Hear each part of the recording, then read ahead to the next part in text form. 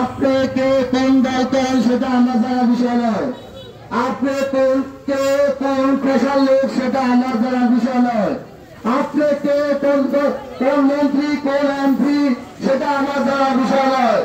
আমার রাসূলের বিরুদ্ধে একটা কথা বললে, আমার নবীর বিরুদ্ধে একটা কথা বললে আপনার কিছু যায় আসুক আর না আসুক, আমরা কিন্তু রুখে দাঁড়াবো।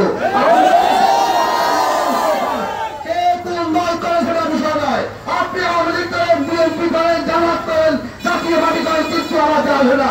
আমার নবীর সালে আমার নবীর বিরুদ্ধে যে একটা কটূক্তি করা হয় তাহলে আপনার পিঠে চামড়া থাকবে না।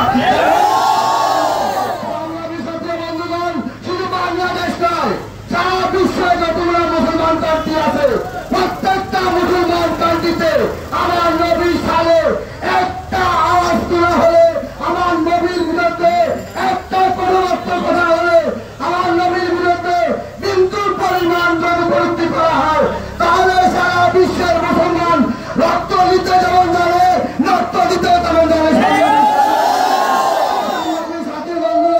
যারা আমাদের নবীর বিরুদ্ধে প্রযুক্তি করার সাদুষ্কার জেনেছে তাদেরকে হুঁশিয়ার করে বলতে চাই, বাংলাদেশের প্রত্যেকটা মুসলমান যখন তারা পাঞ্জাবি গান দেয়, এই পাঞ্জাবি খুলে তারা কি কাপড়ে কাপড়ে গাইতে পারে। আগামীতে আমরা সবাই একত্রিত হয়ে যারা আমার নবীর সাহেবের বিরুদ্ধে প্রযুক্তি করবো, আমরা এমনিভাবে প্রতিবাদ করবো, আমরা এমনিভাবে রাস্তা নামবো, তারপরে তারা শিক্ষা দেওয়া হয় তাহলে আমরা নিজেরা আইন হাতে তুলে নিতে বাধ্য হবে। আসসালামু আলাইকুম ওয়া রাহমাতুল্লাহি ওয়া বারাকাতুহু।